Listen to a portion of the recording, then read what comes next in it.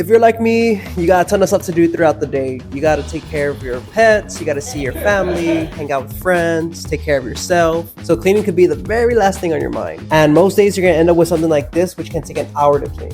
So in order to prevent this from happening, I try to keep these 5 daily cleaning habits to save on time when it comes to having a clean apartment. So usually the places that accumulate a lot of dirt and fur are my dog's sleeping spots and the entrance area. So what I started doing recently, every morning and night when I let the dogs out to eat, I vacuum their kennels and the entrance area, which only takes about 5 minutes. And what that does is prevent the fur and dirt from spreading around the entire apartment, which pushes back the need to vacuum on a daily basis. I end up only needing to vacuum maybe once, twice a week. Usually it's at the end of the week I just have to vacuum around the apartment. But yeah, ultimately it's just a quick and easy way to keep your apartment clean and healthy for you and your pet.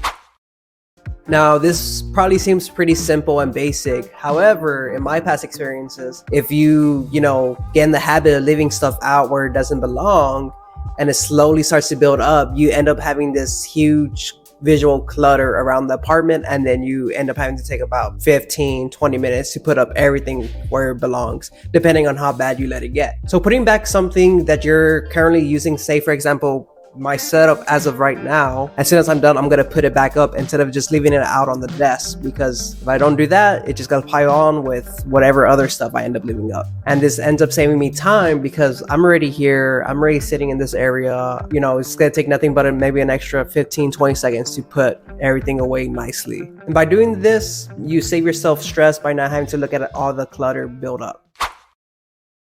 Now, of course, we're human beings. We're gonna be off in a rush somewhere to go do something at some point, or we're just gonna get lazy and not want to pick up, which is fine. It's no biggie. I'm guilty of doing that from time to time, and in that case, I just make sure to pick up whenever I leave a room. So, for example, say I'm in the bathroom and I notice my girlfriend's hair straighter's out, I just quickly roll it up, put it in the cabinet. It's a simple but effective way to prevent visual clutter. I gotta admit, growing up, I didn't really wipe down the counters. I would wipe off the crumbs off the counters and thought, hey, I cleaned, but I never went through with a wet rag and scrubbed down the countertops after I finished cooking, or wiping down the watermarks off the bathroom sink after I finished. All right, sorry, I had groceries, gotta put it away, all the fun stuff. But as I was saying, basically just, make sure you wipe down your counters after you finish washing your hands, washing dishes, and when you're cooking, because it's gonna save you in the long run. It's gonna save you time in the long run when it comes down to deep cleaning, because you're not gonna have as many watermarks, you're not gonna have a lot of grease buildup. So yeah, it takes me about like 5 minutes to do. So the last habit I developed recently was placing my dishes into the dishwasher once I was finished with them. And it just makes it easier for me to, finish with these plates, my girlfriend's plates, put it in the dishwasher. Dinner, put it in the dishwasher.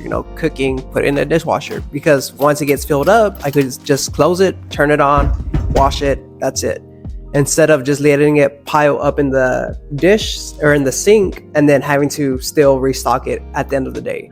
It's one of the ways I think I save on time. And if you don't have a dishwasher, something you could do is just, once you're done with your dishes, wash the dishes and then put them to dry.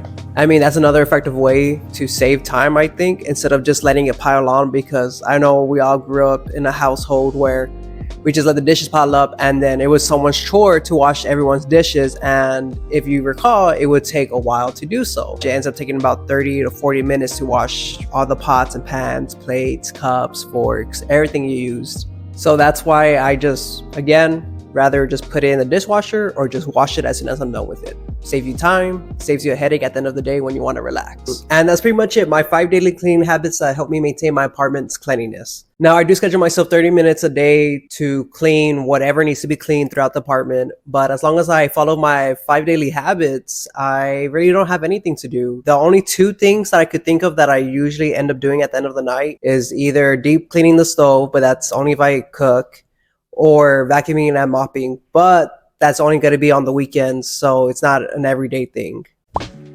Having our space can improve our mood and our productivity, so why not try to develop these habits? And you can let me know down in the comments if you think these are great tips or great habits to develop, or if you think it's just kind of a bunch of hoopla. But I do think you owe it to yourself to come home after a long day at work or even just waking up to a clean apartment. So I do hope this was helpful in some type of way, and if it was, please consider subscribing and have a beautiful day.